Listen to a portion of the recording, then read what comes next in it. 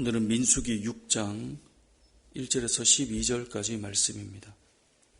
오늘 본문은 나실인의 서원에 대한 내용이 나옵니다.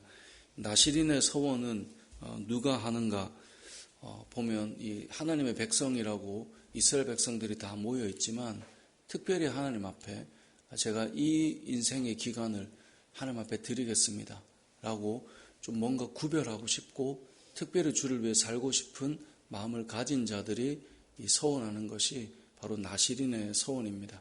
어떤 경우는 태어날 때부터 구별되어 드려져서 나실인으로 그 전 인생을 사는 사람도 있고, 또 어떤 인생의 특정한 기간을 주님을 위해서, 하나님을 위해서 살고 싶다라고 구별하여 드려서 그렇게 살아가는 사람도 있습니다. 이것은 이 시대도 저는 비슷하다고 생각합니다.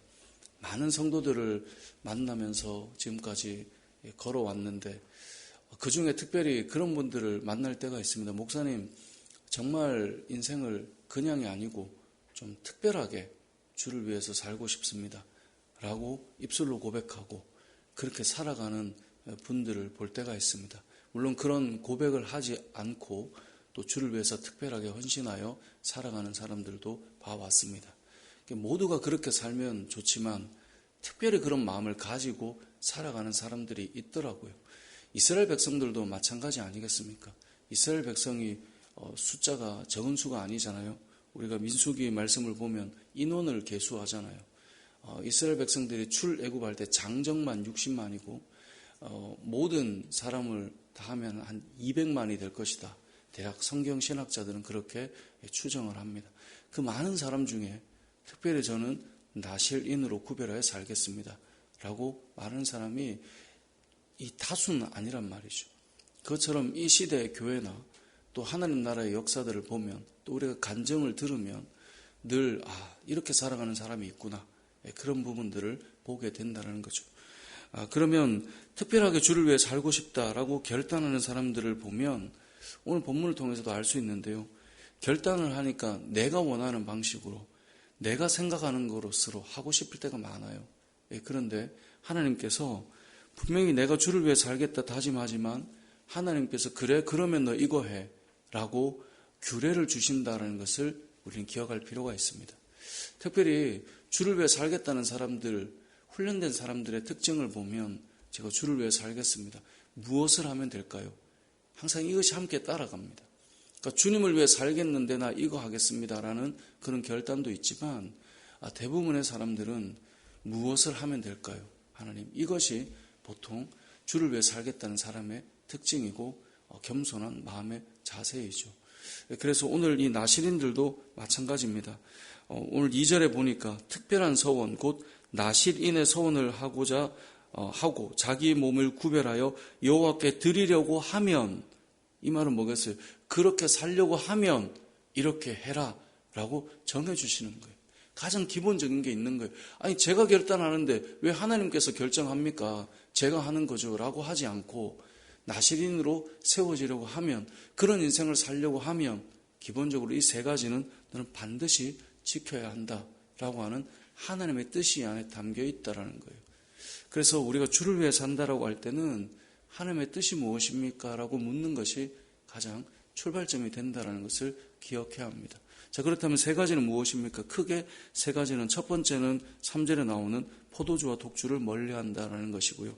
두 번째는 무엇이죠? 자기의 몸을 구별하여서 특별히 시체를 가까이 하지 않는 부정한 일이 생기지 않도록 하는 것, 그것이 두 번째이고, 세 번째는 무엇입니까? 머리를 길러서 삭도를 대지 않는 것, 그래서 구별될 수 있도록 살아가는 것, 그것이 나실인들이 가져야 될 규례입니다. 이 나실이라고 하는 말이, 나자르라고 하는 말이 구별되어 있다, 성결하다 이 말이거든요. 그래서 많은 사람들은, 이 시대의 모든 그리스도인들은 나실인과 같아야 된다. 왜냐하면 구별되어 있고 거룩한 삶을 살아야 되니까 이런 말들을 하는데요.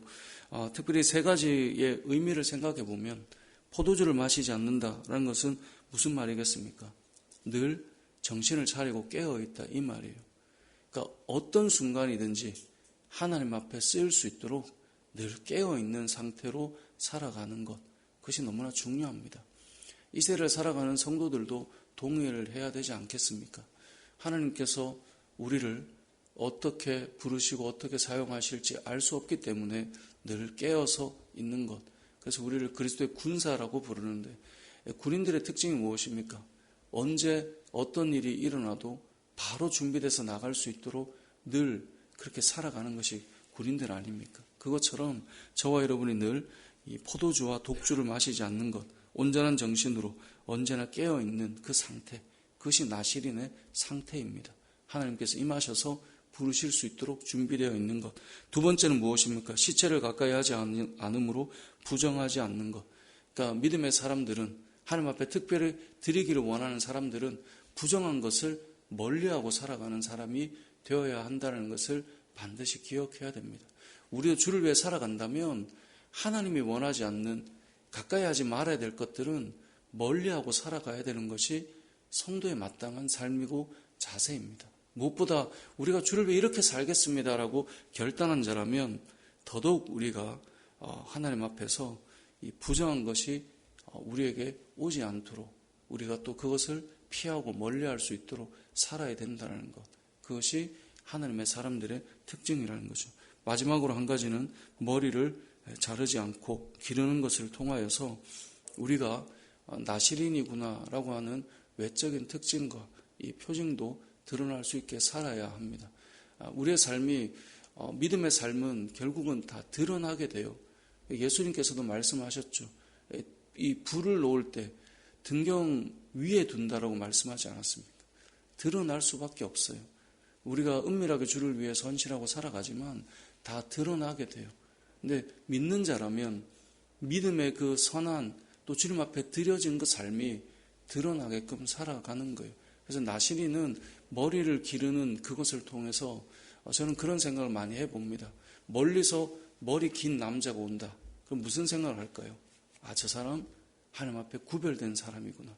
그건 자신을 지키는 것이면서 또 다른 이들이 알 수 있도록 하는 거예요. 다른 이들이 안다는 건 자기를 지키는 거겠죠.